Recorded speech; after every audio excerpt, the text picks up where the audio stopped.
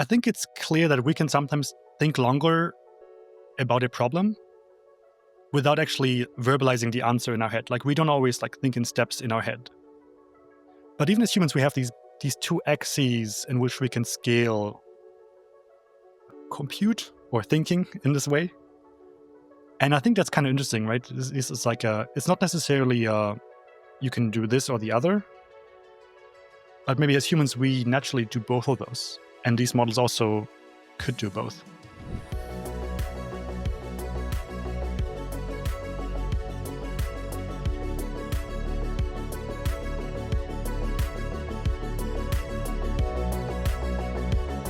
All right, everyone. Welcome to another episode of the TWIML AI podcast. I am your host, Sam Charrington. Today, I'm joined by Jonas Geiping. Jonas is a research group leader at Ellis Institute and the Max Planck Institute for Intelligent Systems in Tübingen. Before we get going, be sure to take a moment to hit that subscribe button wherever you're listening to today's show. Jonas, welcome back to the podcast. Yeah, happy to be back. A lot has happened in the last year. A lot has happened in the past year. I'm really excited about the conversation we're about to have. You recently published a paper called Scaling Up Test Time Compute with Latent Reasoning, a Recurrent Depth Approach that fits in at a unique time when, reasoning models are getting popular, just after the quote unquote DeepSeek moment, if we want to call it that. And this paper proposes a different approach to reasoning. So really looking forward to digging into that work. I'd love to have you spend a few minutes, talking a little bit about your background and refreshing listeners who, may not have heard you introduced last year. Yeah, I'm Jonas. I have an old background in mathematics, but I've been doing computer science maybe since 2016. And I've been a bit around in Germany and the US. Now I'm back in Germany. And I'm leading a little research group in Germany, in Tübingen, where we work on safety and efficiency aligned learning. And these are really things that interest me a lot. And this project in particular is one that's really has been a favorite of mine. And this has been a long time that we've worked on this, because we really wanted to figure out how can we train these models very differently. Right? Or could we we had this idea that we could train these models very differently and it would still be interesting and still be a good model. And so, because this whole backstory to this whole recurrent approach is that way back when, some good colleagues of mine trained these models into 2020, 2021. We trained these recurrent models to solve mazes. I'm not sure if you have seen that. It's a really a toy problem, right? But it's kind of a very intriguing algorithmic task, because you train these small recurrent models on mazes of sizes like 13 by 13. So it's a tiny pixelized maze, right? And it's like you look at it, it's so trivial what the solution is. So you train these models on these 13 by 13 mazes, and in a test time, you just run them for more recurrences. So you put in more compute, and in a test time, you can solve arbitrarily large mazes. Like up the way, they have these funny pictures in the paper where it's like the whole screen is filled, like every pixel is a different pixel in this maze. It's like I don't know, 8,000 by 8,000 pixel maze. And the model just puts in a lot of compute and just solves it, right? And it's an interesting example because this model really has learned the algorithm to solve mazes, or to solve this particular kind of maze, right? And I think that was also very motivating for us to see that you could really learn an algorithm like that. But it was always a bit restricted to you could only learn, either you learn only mazes, or you learn only addition, or only chess problems. These were all a bit of maybe toy tasks, or very limited domains where we could see that these approaches would scale. And what I should also say is that, so what's interesting here about recurrence here, or how that comes in, is I think people are very familiar, or maybe this is maybe the ML person speaking, maybe are very familiar with recurrent neural networks, right? And this is a bit different.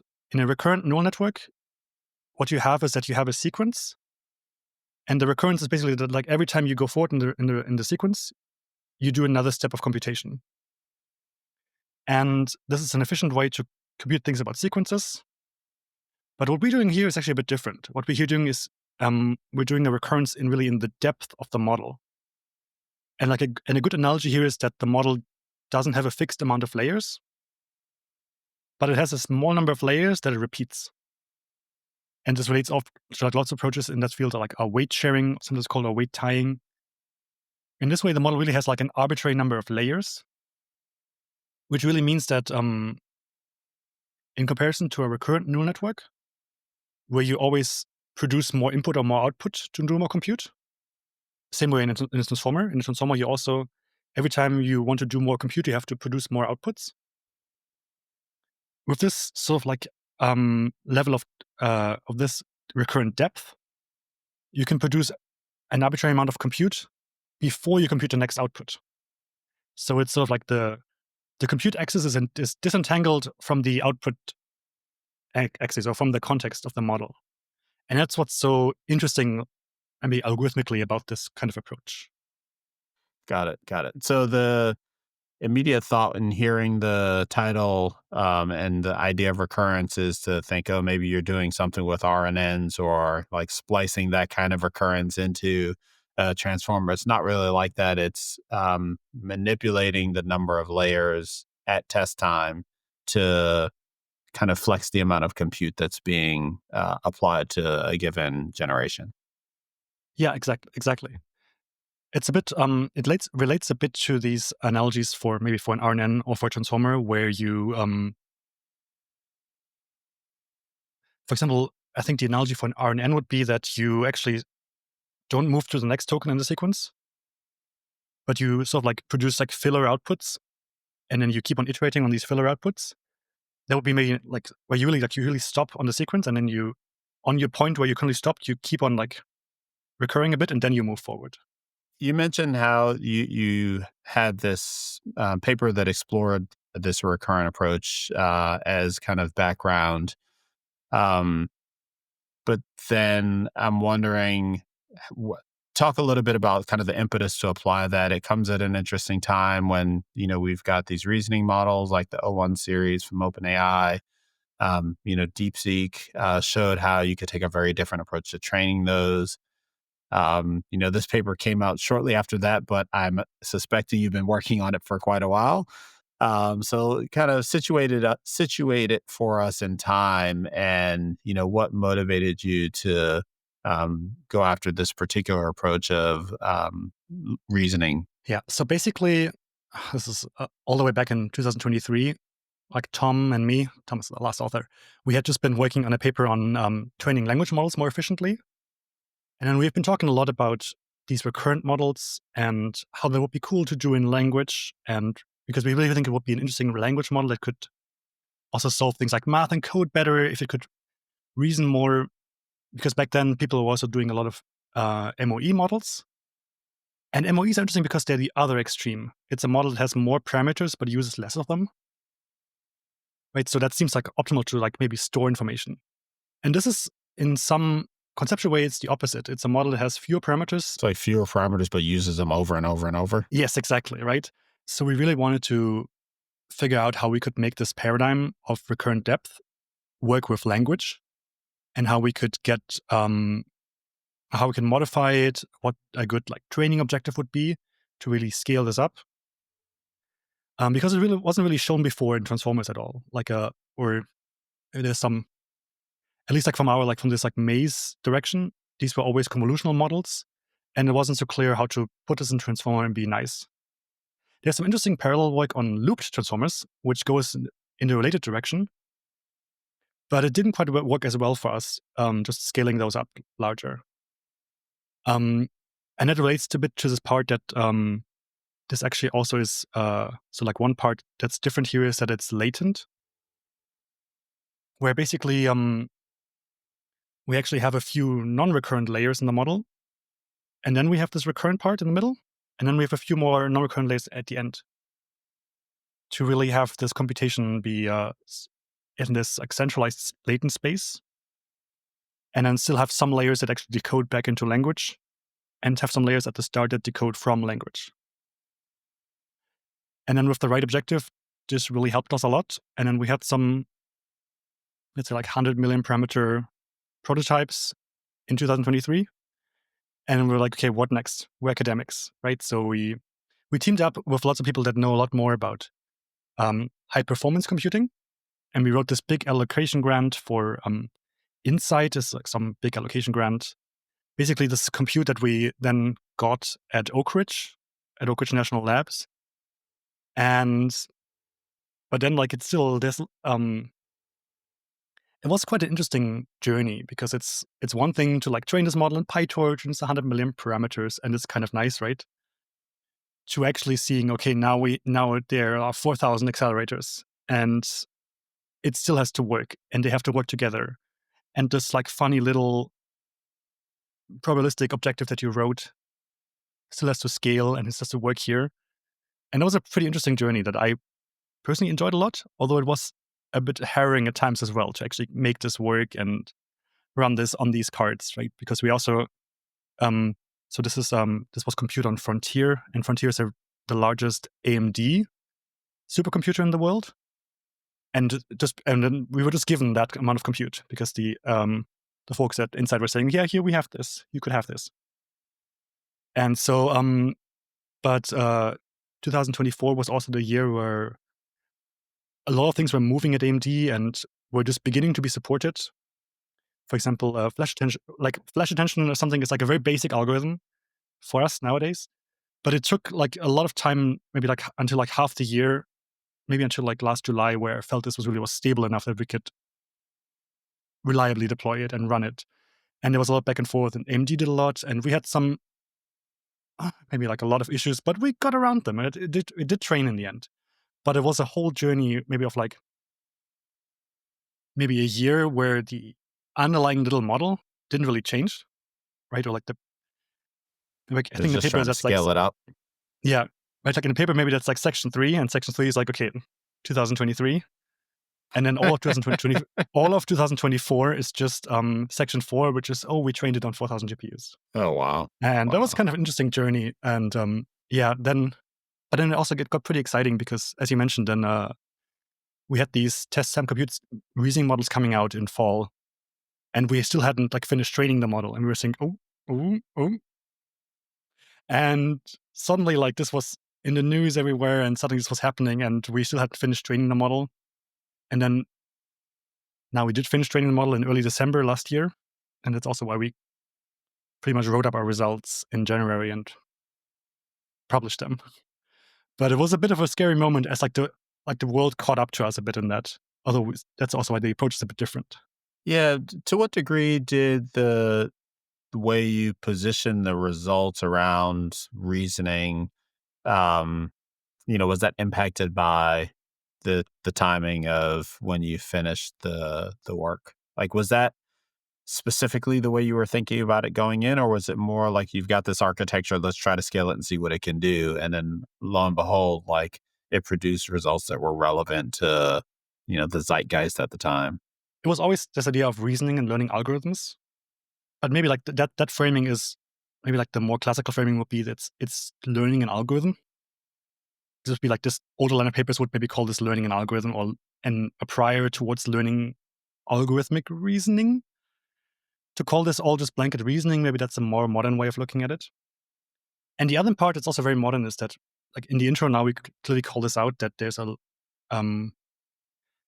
think we made this term up, but I think it fits quite well to compare sort of like verbalized reasoning, which is how we so maybe the box we put in these other approaches to what we're doing. And that's a modern distinction that we put in to claim, okay, what we actually are we doing differently? And I really hadn't thought about so much that it wasn't so clear to me that just long chain of thoughts could scale so well. But maybe this wasn't clear to many of us a year ago. But I think it's interesting to look at them in this dichotomy that one is really trying to do these, to learn these algorithms in a high dimensional space. So like before it really decodes into language. And the other approach is really trying to scaffold reasoning onto language. Let's maybe even back up a step and really dig into that, because I think that is an idea that people are really excited about, and that is really exciting. This idea that With traditional language models, the high compute and reasoning that we're seeing, it's all like having the models think out loud.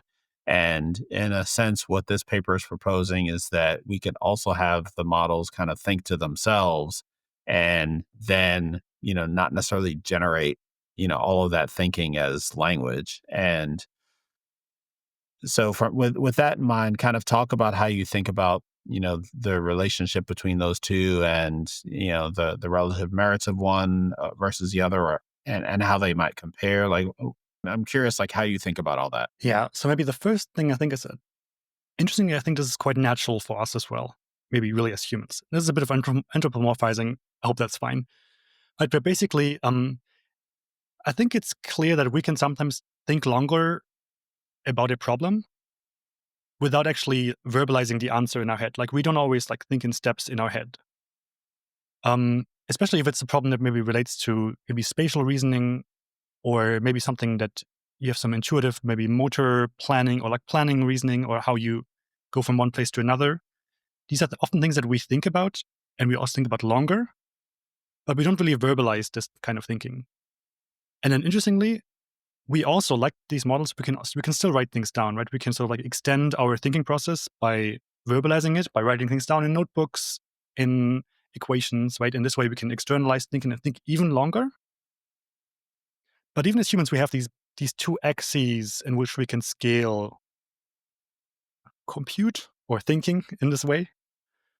And I think that's kind of interesting, right? This is like it's not necessarily you can do this or the other, but maybe as humans, we naturally do both of those. And these models also could do both. But what's interesting about thinking without verbalizing it is that maybe like from a very basic perspective, this just seems much more powerful. Because basically the model now, if we come a bit to like the theory of like what algorithms can transformers represent, basically the transformer does some calculation because it is like n layers deep. Let's say it's like 96 layers deep. So the transformer has some input.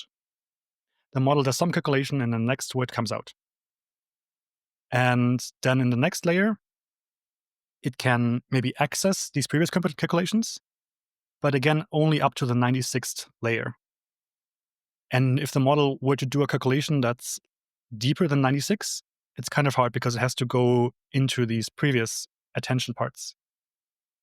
So like the model is a bit limited in its depth.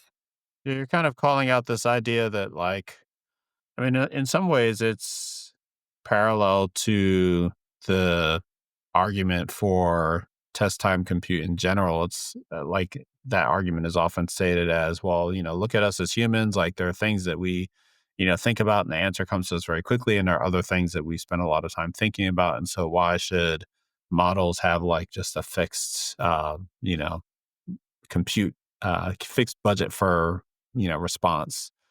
Which kind of led to the idea of test time compute to some degree, and allowing models to spend more time on that compute. And what you're kind of suggesting is that there's like another dimension of that. And there's there's another dimension of it from a transformer architecture perspective. Like, you're both time and compute limited, and also architecturally limited. And the recurrence kind of gives you some flex in that other dimension. I don't know like what the implications of that are, but it strikes me that there are some parallels there. Yeah, yeah. I think an interesting analogy to make this clearer is that in some way, if we like abstract a bit away from it, what the transformer is doing, if it's doing a very long chain of thought, is that it has some hidden representation that it computed on what the next token should be. Then that whole hidden representation, which is a high dimensional vector, is thrown away, and then one token is sampled out of it. And the next step, that token is embedded again to compute a whole another hidden representation, which is thrown away, and then a new token is like embedded, right? Because we can also like keep like embedding and unembedding these representations that the model is providing. And in some way, maybe the only thing that this recurrent model is doing is that it's just not doing that. It's basically keeps on recurring and keeps on refining this hidden representation instead of always like encoding and decoding it in every step. And so how does it know how much to do this, when to stop doing it, that kind of thing? Yeah. So interestingly, that's actually not something we have done a lot in this work. So what we've done a lot is basically show how to scale these models and how to train them to have this capability. But we actually found that the best way we could scale these models was just to train them with a randomized depth or randomized number of recurrences. Really? Okay. So basically, there's some older work also like called universal transformers, right? Because this whole thing relates to like universal Turing completeness. And these models had halting submodules that during training you had to decide when to stop. But those are pretty hard to scale. Those are pretty hard to train because you're kind of training a model to get better, and at the same time you're training it to exit early. And that's a bit of it's hard to bootstrap a model that has to get better on harder problems and has to know when to exit early. And so one way we got around this was basically that like during training, we have a log normal Poisson distribution, so really a heavy-tailed distribution over possible steps, and we sample one of them, and we just compute loss on that step, and then we backpropagate, and this is how we train the model. But then, interestingly, at inference time, what we found is that we could just zero-shot adaptive exits.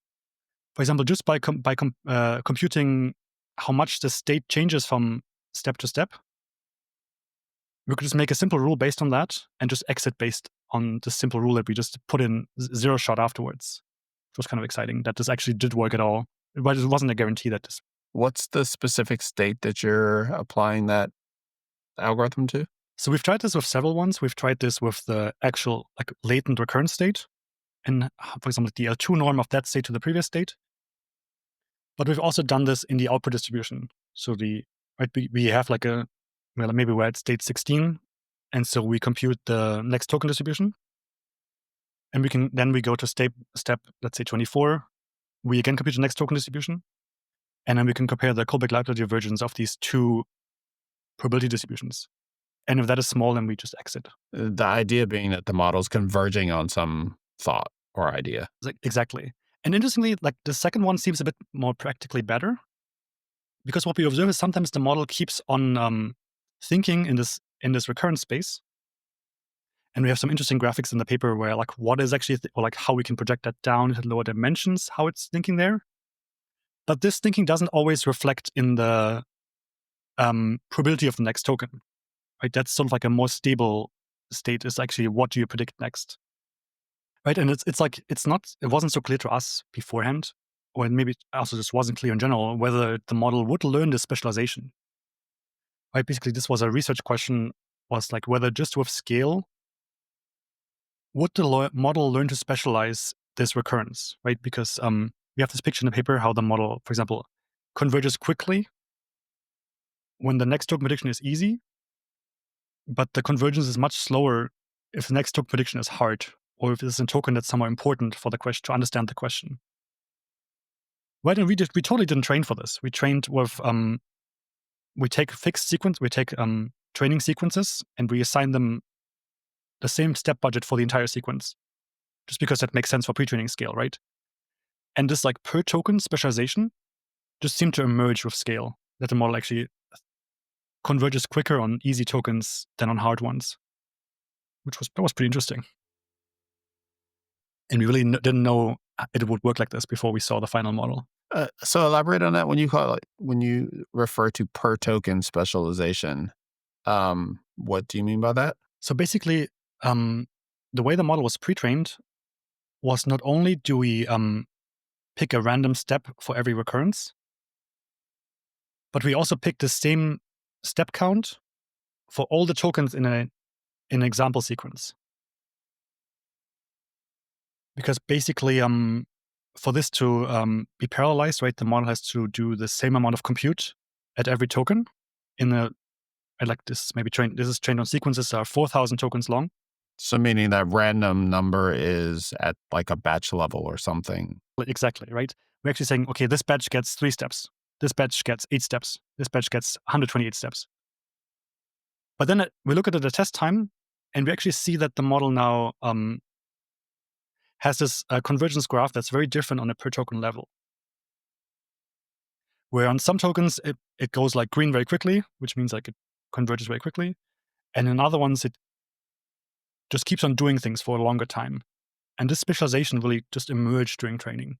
Okay, so let me make sure I'm understanding this right. What you're saying is that you've trained it on just these random numbers on a per sequence level, like random number of steps. But then at test time, the model actually does apply more compute to more difficult tokens in this case. I was a bit more like dancing around saying, like, does it use more compute for that? Meaning because that's more nuanced, it's more nuanced than that? Or it's more like in the chart, like in the chart and paper, what we show actually is that in that chart, we actually run the model for the same number of compute, right, for all steps. That's why this is like a rectangular chart. And then on that chart, we just see how the convergence, like how quickly it's done in every token. But to make that chart, we actually run all the steps to completion. And Okay. from that we imply that you could have exited early. But the chart really has is quadratic. It has like the full compute. Yeah. So basically, what I'm really saying is like it can do that. For most of the paper, we haven't done this a lot yet. Maybe this is maybe the most exact way to say it. Right, because we have this section about how you could do adaptive exits and you could exit early. And that's section 6.3 in the paper, and there we try this. But that's also where we discover that this is possible. And so like a lot of the rest of the paper just hasn't had this yet. A lot of the rest of the paper is like, here's a query. I'm going to run the query with 32 steps. Here's a different query. I'm going to run it with 64 steps. So a lot of the paper hasn't caught up to this more adaptive paradigm yet. Where it's also something that like we were surprised it would work at all. And which is something where I'm also personally like very excited thinking back to these halting modules of now that this model is trained, we can probably just fine tune these stopping modules like onto it again. Because now the bootstrapping problem is solved, and now we can just fine tune these and have these exit conditions again that I learned. But we just haven't gotten to that yet, or no one has, I think. I mean, even before you said this, like it was surprising to me that the random stopping worked at all. Like, and why is that better than just like, just maximizing during training? I'm maximizing the number of steps. Right. Yeah, that's a good question, right? Because there have been previous architectures. For example, I'm not sure if you remember something like Albert, which was a weight shared BERT variant. So there's also some UTMOE models that have this, where basically they have recurrence, but the recurrence is always fixed. It's always like you always do 8 times or you always do 16 times or something. And those also work, but interestingly, those models don't really generalize to fewer or more steps of compute. They really train like a fixed depth transformer, where they lose performance once they go for more steps, and they also don't work if they have fewer steps. And with this objective, we really try to generalize to maybe really an arbitrary number of steps, so the model is stable and can really learn more mathematically. You can really learn some fixed point or some steady state behavior, and that's what this objective is trying to get it to do. Because otherwise, you'd put in more computer test time, and then it would get worse again. It would like veer off track and go into some direction it wasn't trained on. And so like, right, because like actually, it really is this very nonlinear dynamical system that we're training here, and we're trying to get it to do what we want it to do and to predict the next token. And that's a bit tricky to train. And if it's, for example, if it's fixed, then it behaves like it's a fixed transformer. Is there an interpretation of the paper that is searching in latent space for the next token? It's interesting. It's an interesting way to look at it. In some ways, yes. Especially because if you think about it, so what actually is happening is that you have some initial state, in the recurrence. And the initial state is always random.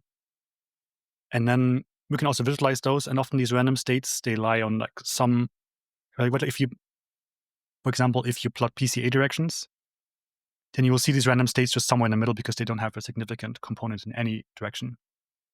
So they sort of like lie in the middle. And then you see as the model recurs, it keeps on moving these points away onto some target position where it wants them at and where then it can predict the next token from them. And we have these kind of funny little spine charts in the end of the paper where you sort of like see this like middle column rising, and then you have these trajectories going out at the end. I think this is somewhere in the appendix, where you really see that from random, it then converges to this or finds this point from which it predicts the next token. And what's also super exciting for us there is that this is not always just a point. It doesn't always just converge to a fixed point. Because we also sometimes we actually also observe the model actually rotating. It has these little orbits that it makes. And it's kind of interesting because then we have these, right? It's still very hard for me to actually visualize this 5,280 dimensional space. So I only can show I can only show these first 40, first 80 PCA directions or something, right? But in those, then we can see okay, what is it doing? There's often there's some trajectories and they all come together and then they do these little circles. And that's quite interesting, right? Because then in later tokens, it can pick up on these circles or in these orbits that it had done in earlier steps, and it can do some calculation with that. Because we do know that models often implement additional algorithms with these sort of schemes where you have orbits that reinforce each other. And that was quite interesting for us, right? Because it really was an emergent behavior that it would implement some of these problems like this. Right? It wasn't really trained to have these little orbits, but it just emerged from training that this was a good solution to predict the next tokens. There's a note in the paper that kind of compares this to diffusion models. Elaborate on that a bit. From some perspective, this really is a diffusion model.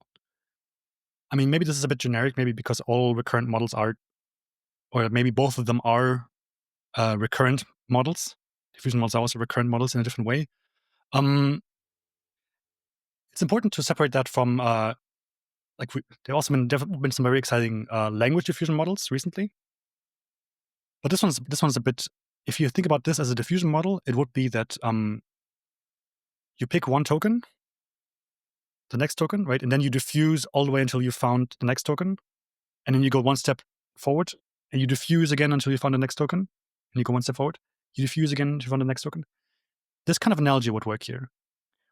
And during development, we actually tried to make this a bit more explicit, because we also tried to not only start from a noisy state, but also inject noise proportional to how many steps you've done so far, like you would in a diffusion model. And this didn't really help doing pre-training, so we removed that part again. But it really shows this analogy that this recurrence is not so different from a diffusion model that would diffuse the next token. What is quite different is that the training objective is very different. In a diffusion model, also this is why discrete diffusion models or language diffusion models all a bit hard, is ideally in a diffusion model you would want this process where you have a continuous target, and you add some noise to it, and then you learn this denoising operation. That's really how large-scale image diffusion models are trained. And in language, that's not so clear because you can try to denoise embeddings, but it's not so nice to do that there. And so the training objective here is still quite different from a diffusion model, but they are both related models in that, they both diffuse the next token. Maybe that's the way to say it. Okay.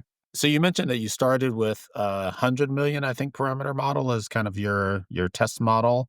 And then you ultimately scaled that up to a 3.5 billion parameter model. Did that all happen in one shot, or was that an incremental process? And maybe talk a little bit about the process. Yeah. What was kind of tough about this was that ultimately this was pretty much a one shot, because we had a limited amount of compute on the supercomputer. in which we also had in some little segments where, right, you apply for in a queuing system, and then you get some 12-hour slot sometime in the year or sometime in the month, right? And you kind of hope that it's running when it's running. And so it really was like we only had these like little 100 million parameter test models where lots of things worked. And then we're saying, okay, now we're scaling it up. And then there's some first questions like, okay, what's the data parallelism strategy, right? What's the model parallelism strategy that we can do there? And there was a bit harrowing that it was these, it was on AMD GPUs, so we had a bit of issues, and so actually the cluster wasn't really. There's some like nodes that wasn't supposed to really to be running deep learning workloads on more than 128 nodes, and there was something that like the interconnect between the nodes wasn't quite stable. But we kind of had this allocation for 512 nodes, so for 4,000 cards, which was a bit required because these are the 250X cards. This is the AMD equivalent of the A100s. So these are older generation cards, so you need a bit more of those to get maybe a similar number of flops that you would have with fewer, more modern cards. And the cluster wasn't really like set up to do this kind of thing. And then we ended up cooking this distributed data parallel pipeline that pretty much we hand wrote, and then it only worked if you sent packages that are exactly 64 megabytes over the interconnect. And that ended up working, and it was stable. And it works for no other like node count than 512, this trading script. And it was a bit of a wacky process to actually get there and to do that. And then, right, like ultimately we just threw out the PyTorch DDP and wrote in this like funny little version of our own that only sends these 64 megabyte packages, because that was somehow optimal to like not overwhelm the interconnect on these machines. So this was a whole side quest that took us like several months to figure out how to actually run with this allocation that we were having, right? And we're academics, we're pretty happy about any computer that we have, and we can make it work. But it would take us some time to make it work. Is the implication that reproducibility is going to be a challenge for anyone that wants to try to do this on their own? I think it's much easier to reproduce on an NVIDIA cluster. I think that's the easy way to say it. But also like AMD has been like doing a lot of improvements, and the new series is a bit better. And so I don't want to say like this wouldn't be reproducible on an AMD cluster, but on this particular machine, this script will reproduce it. But I think like some of these problems are really also related to the interconnect on this machine and to the scaling. But yeah, we've open sourced all the code that ran on this in this cluster, and we have everything. We also have the model in the open. We have all the checkpoints. Do you have a sense for what the cost to reproduce would be like on, if you were to reproduce it on, NVIDIA instances in the cloud? I don't actually have it off the top of my head. But basically we trained on like about 20 segments of 12 hours. So 10 days. 10 days on 4,000 cards. Maybe you'd convert these cards to like from 4,000 to 2,000 A100s to 1,000 H100s, very naively. Maybe 10 days on 1,000 H100s. Not a small, probably you could get more compute out of the H100s. But as a ballpark estimate, like not a little amount of compute. Right? And like the model ultimately in the end is also like it's not a terrible model, which actually was surprising to us, or to me, maybe to most of it, because right, like it was still like a super small team, right? We have like a few people that know the HPC, and then we just kind of built this model, right? And this was the only training run.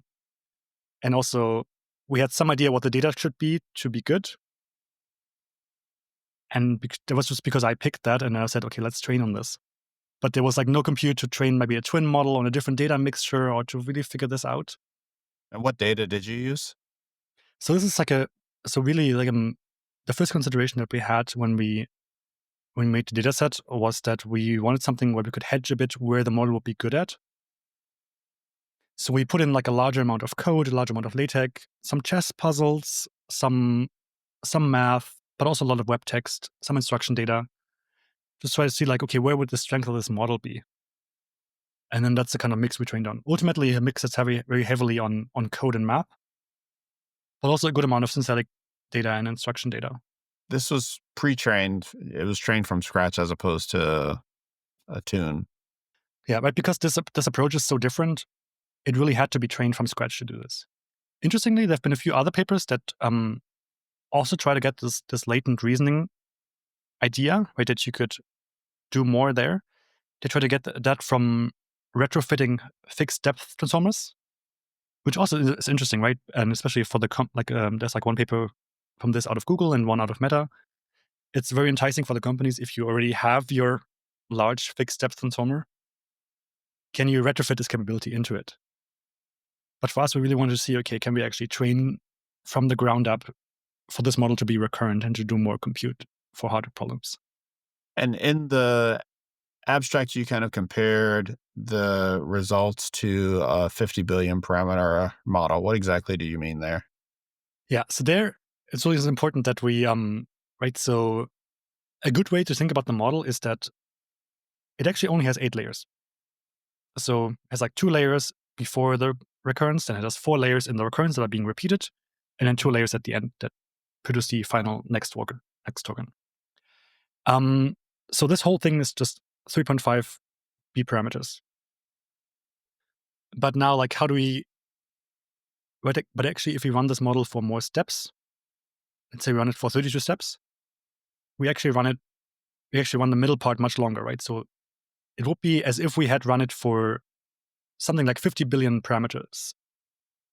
We still only have 3.5, but the actual calculation is somewhat that we have 1.5 billion, so like half of them are fixed parameters, or 1 billion is fixed parameters, and then 1.5 billion is recurrent parameters. And so that's like, in compute, it still takes as much time to get the next answer as if it was a 50 billion parameter model. But it still is a tiny 3.5 billion parameter model. And we compared, like, we actually see that in benchmarks, it's quite good. It compares to like the other open source models, like the Olmo series. We actually were very happy that we could catch up to the Olmo V1 models and like V1.5. So that was quite exciting because those models were trained with a much larger, much more capable team, I would say, right? A very good open source team. Right. And ultimately, we're like just a bunch of guys in a basement, right? So we were pretty happy that we could catch up to the V1 version of that model. So like, where they were like last March. We couldn't catch up to the V2 version because they also improve a lot. And but what's interesting is that for them, like, I think a lot of the improvements also were in data. So I think that makes us very hopeful that maybe the approach is not fundamentally limited, but with better data, with more care, with a different like a post-training or mid-training schedule, it could be better. So that was very motivating for us to see those numbers at the end. Yeah, but it's not a 50 billion parameter model it's not like it's a Llama 7DB model. It's not nearly as good, right? Because ultimately it's trained for much less compute still. Is it part of the implication then that as model architectures evolve and incorporate ideas like this, the idea of comparing, models by parameters is going to be less useful?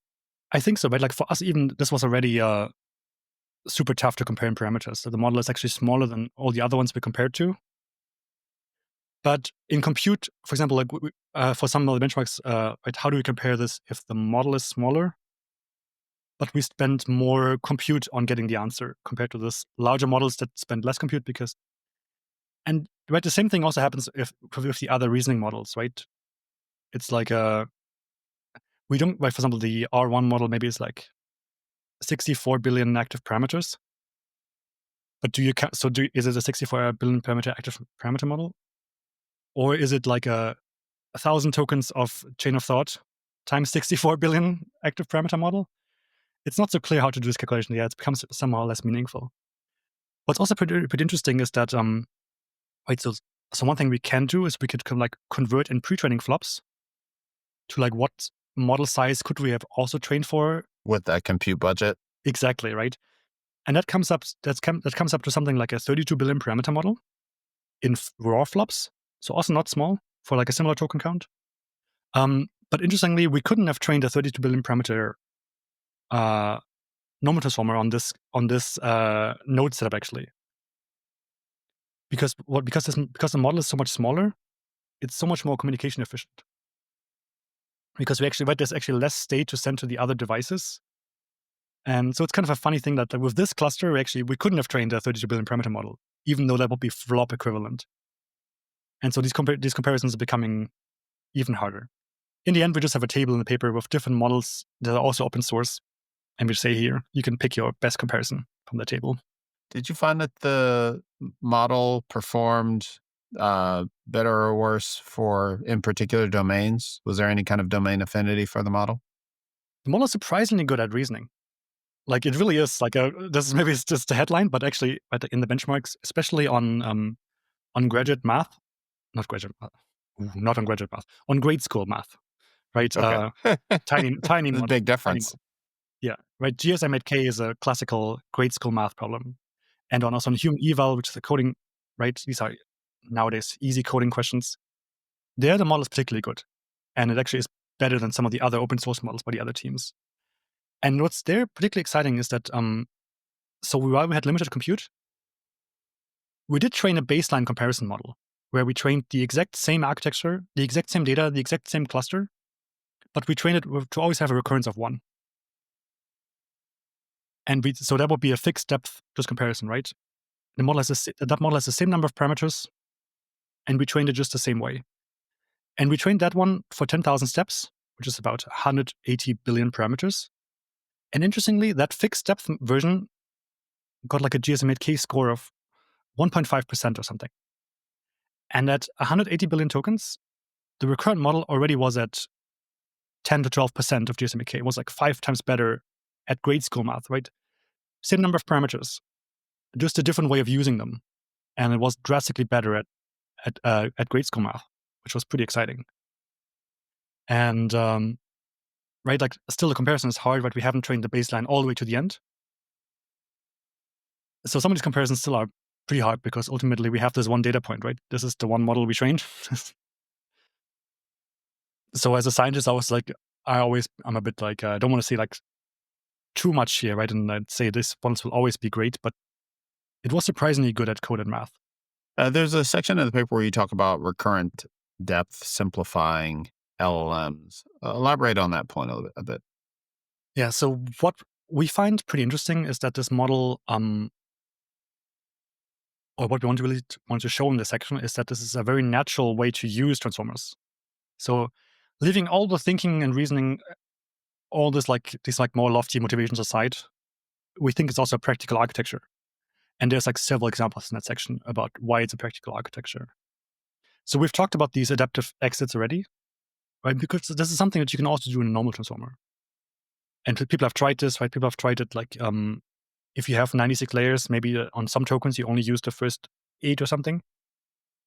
And then they get into all these, okay, how do you fine tune for this? How do you make this happen? And it's a big effort to fine tune the model for that.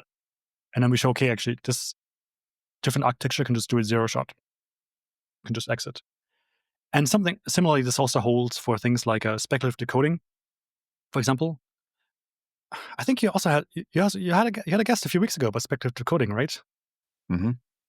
I talked Right. about it with Chris Lott at Qualcomm quite a bit. Yeah.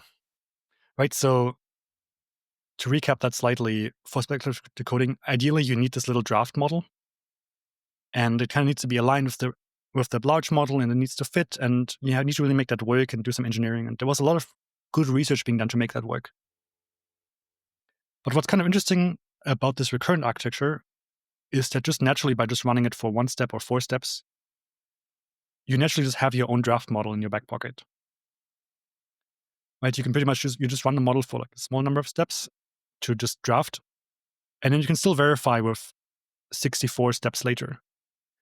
And it just happens like that, right? There's no fine-tuning necessary, no draft model making necessary. It just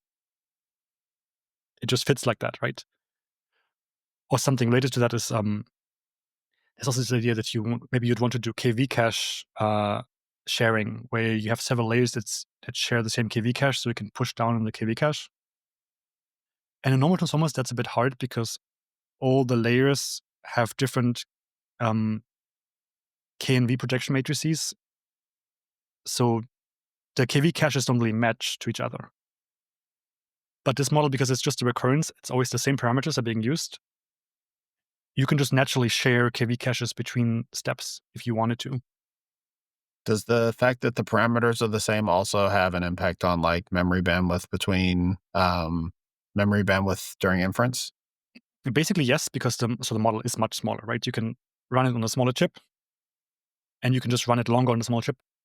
For that, it's pretty great. We kind of wanted it, or maybe not wanted it, but maybe a different thing you could want is that the entire recurrence fits into like an L1 cache, but it's a bit too large for that. But if it would, then it would be even faster.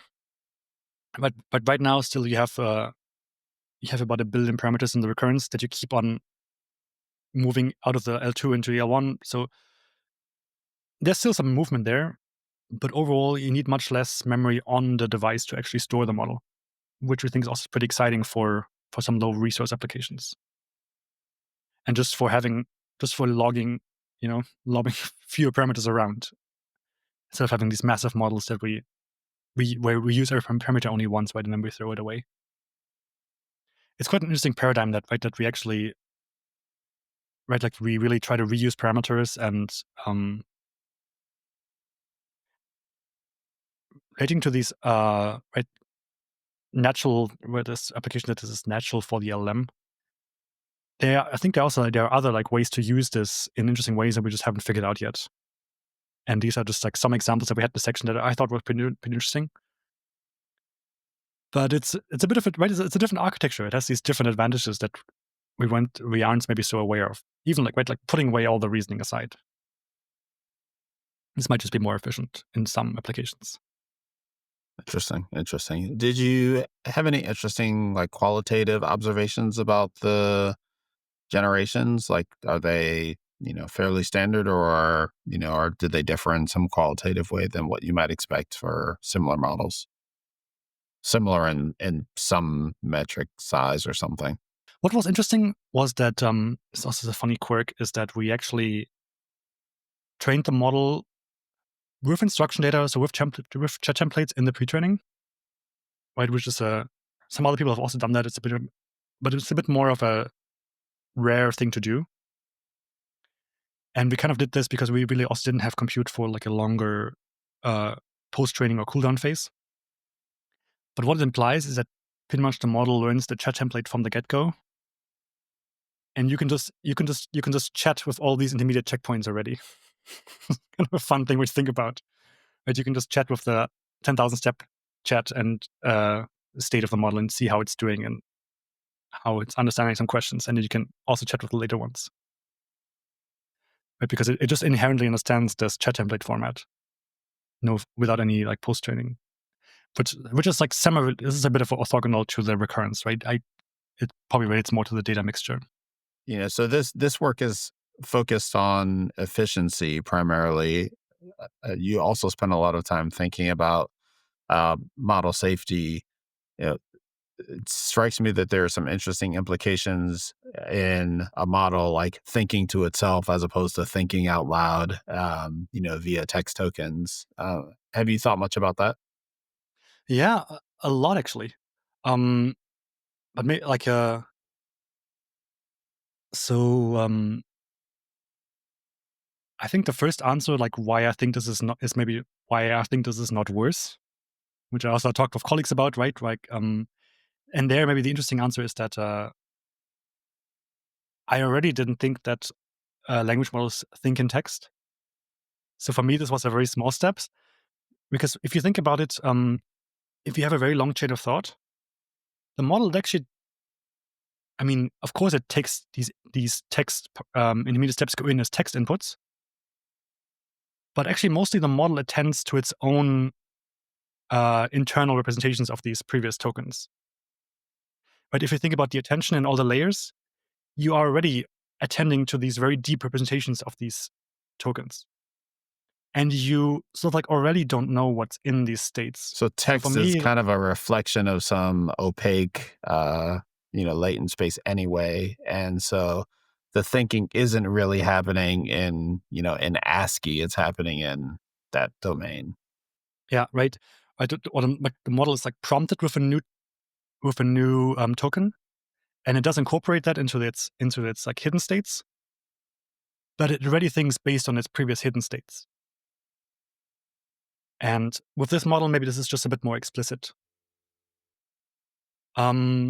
But what I also think is why I think this is interesting is that I do think it's a question of how do we oversee these models, and to some extent, I also want some of these developments to happen in the open and to happen as open source.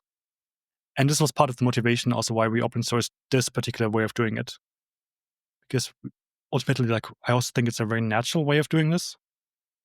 I think if we wouldn't have done it, this would have happened.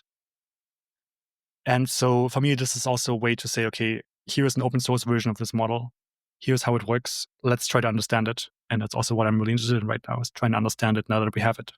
And is that the kind of focus for you and the group going forward? Is it to evolve the model? Are there specific experiments or incremental directions that you're heading to? Or is it more like we have this now, let's try to understand it better? Or, probably all of the above to some degree, but Yeah, it's really both of the above.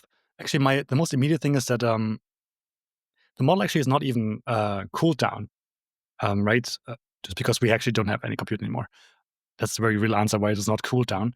and what does that mean? For example, for the later Olmo models, we see that the models improve a lot with this mid-training phase, where the model is slowly cooled down from its peak learning rate to a zero learning rate, using a very high-quality data mix.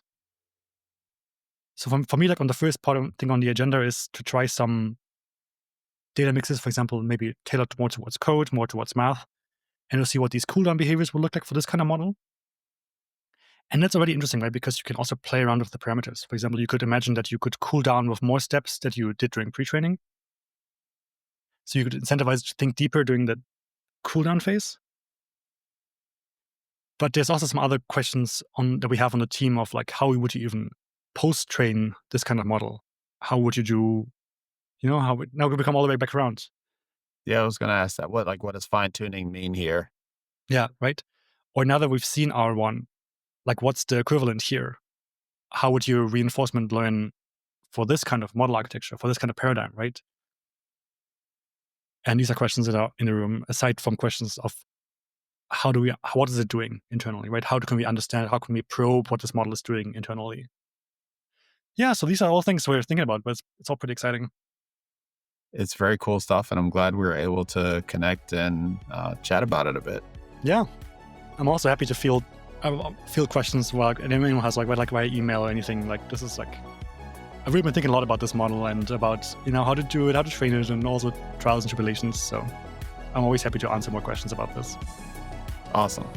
Thanks so much, Jonas. Yeah, thank you for your time.